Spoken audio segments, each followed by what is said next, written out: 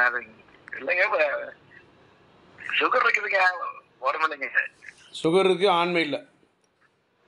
ஆமாங்க. கல்யாணம் முடிஞ்சிட்டா? ஆமாங்க. ஒரு ஒரு பொண்ணு வயசு என்ன அது? வயசுங்க ஆ 56ங்க. உடலுறவு உடலுறவு சுத்தமாக இல்லை என்ன? ஆமாங்க ஆமாங்க உடலுறவு சுத்தமாக இல்லை இல்லையா? ஆமாங்க.